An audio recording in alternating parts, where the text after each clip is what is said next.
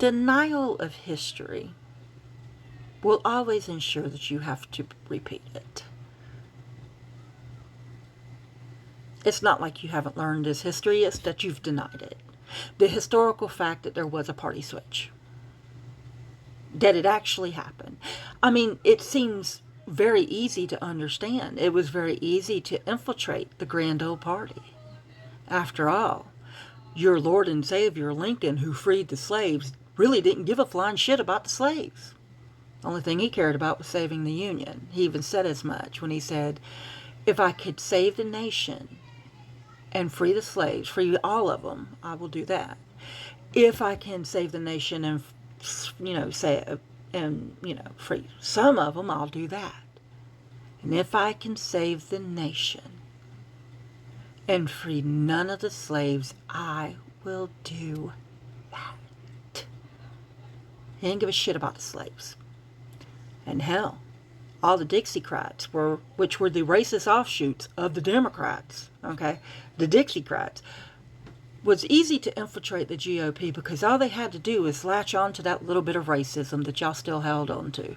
That white supremacy that y'all still hold on to.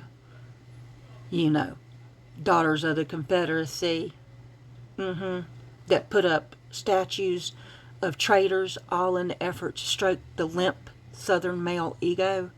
White male ego, I should say. That's what white women did. Erected statues of treasonous traitors to the Union that only gave a shit about money and the state's free exercise of owning people as property. Hell, y'all fell right in line when the slaves were actually freed, and all of them, to put in Jim Crow laws and do things like, bomb Black Wall Street in Tulsa, Oklahoma, and Rosewood, Florida, and flood one in Georgia, and the list goes on and on. Hell, most of you still fly the Confederate flag to this day. The flag of losers, of traitors. The party that's governor of one of the states in the Union, Alabama, Mississippi. Where was George Wallace? George Wallace, governor. It'll come to me later. But anyway, he stood in front of the schoolhouse doors and told John F. Kennedy, fuck you, I'm not letting black people into the schools.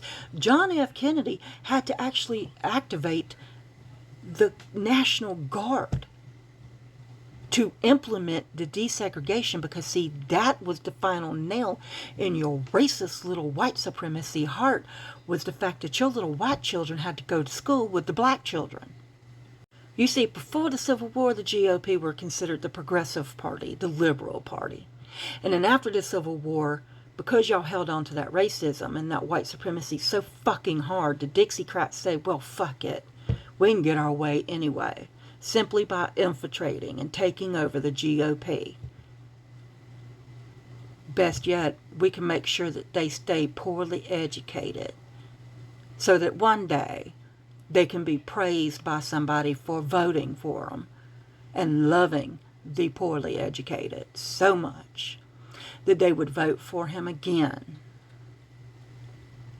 I've said over and over again, and I'll keep saying it, the old saying of when fascism comes to America, it will come to America wrapped in a flag and holding a Bible, pales in comparison to the reality of the situation. The GOP have voted in fascism, and this one molests the flag and sells its citizens' Bibles.